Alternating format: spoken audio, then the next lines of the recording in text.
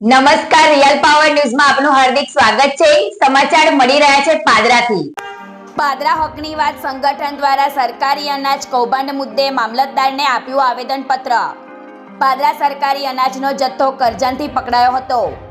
કરજણ પોલીસે સરકારી અનાજ ઘઉં, ચોખા, ચણાના 185 કટ્ટા ઝડપી લીધા હતા।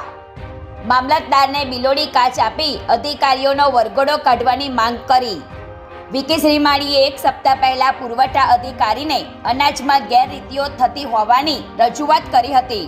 એક અઠવાડિયામાં અનાજ ચોરીનું કૌભાંડ ઝડપાયું। વીકે શ્રીમાળીએ આ મુદ્દે જો કાર્યવાહી નહીં થાય તો મામલતદાર કચેરીનો ઘેરાવો કરવાની ચીમકી આપી છે। પ્રકાશ પટેલનો report, real power news, Padra. આજરોજ હકની વાત સંગઠન દ્વારા પાદરા મામલતદાર સાહેબશ્રીને એક આવેદનપત્ર આપવામાં આવ્યું છે।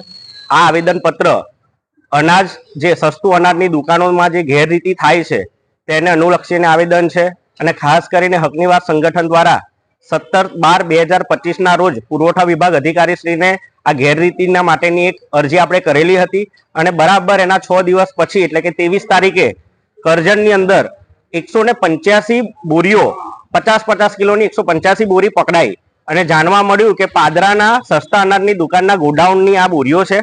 હવે આ બોરી બારોબાર કરજણ કેવી રીતના પહોંચે? એક આઈસર ટેમ્પો ભરીને જ્યારે આટલી મોટી ઘટના બને છે કે આટલા હજારોની સંખ્યા, હજારો કિલો સંખ્યાની અંદર અનાજ આજે બારોબાર કરજણ સુધી પહોંચી જાય છે, તો એ કોની રેમ રેજર હેઠળ પહોંચતી હશે? કયા અધિકારીઓની એની અંદર સંડોવણી હશે?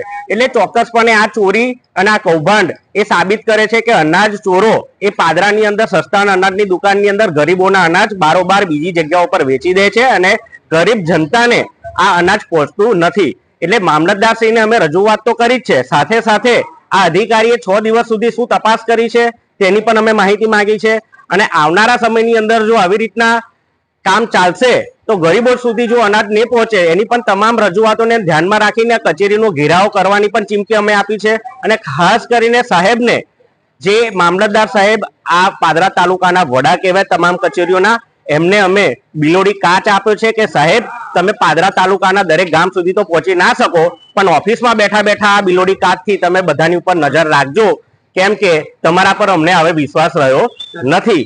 માટે હકની વાત સંગઠન જો આવનારા સમયની અંદર જો સસ્તા અનાજની દુકાને ચાલતી ગેરરીતિઓ બંધ નહીં થાય અને ખાસ કરીને જે આ કૌભાંડની અંદર સંડોવાયેલો કોઈ પણ અધિકારી હોય, કોઈ પણ કર્મચારી હોય, તેનામાં કડકમાં કડક અને કાયદારૂપ જો દાખલો બેસે એવી કોઈ કાર્યવાહી નહીં થાય તો અમે એનો વિરોધ કરીશું અને અમે તો ગૃહમંત્રી સુધી પણ આ રજૂઆતો અમે પહોંચાડવા માંગીએ છીએ। મુખ્યમંત્રીને આ નકલના રવાના બેઝ પર અમે મોકલીશું અને જે ચમરબંધીના વરઘોડા નીકળે છે ને, તો અમે પાદરાની જનતા માટે, પાદરાના ગરીબોનો અવાજ થકી અમે એમને એક વાત કહેવા માંગીએ છીએ કે જો આ ચંડોડીની અંદર જે અધિકારી પકડ્યો છે એનો જાહેરની અંદર વરઘોડો ક્યારે નીકળશે સાહેબ, એની પણ અમે માંગણી કરી છે। એટલે ગરીબ જનતાને અમે અમારા હકની વાત ટીમ સંગઠન દ્વારા એક મેસેજ પહોંચાડવા માંગે છે કે પોતાના અવાજ માટે જ્યારે લડવાની વાત આવે તો તમે જો બોલી ના શકતા હોય તો અમારા સંગઠન સુધી તમે પહોંચો, ચોક્કસથી તમારો અવાજ બનીને તમારા હક માટે અમે લડીશું, કેમ કે હકની વાત એ જનતાની વાત અધિકારીઓ સુધી પહોંચાડે છે, નેતાઓ સુધી પહોંચાડે છે અને ભ્રષ્ટાચાર વિરુદ્ધ અમારી લડત આ હર હંમેશ દરેક વિભાગોમાં ચાલુ રહેશે। ગુજરાતી સમાચારો ઘરે બેઠા નિહાળવા માટે રિયલ પાવર ન્યૂઝ ચેનલને લાઈક કરો, શેર કરો, સબસ્ક્રાઇબ કરો।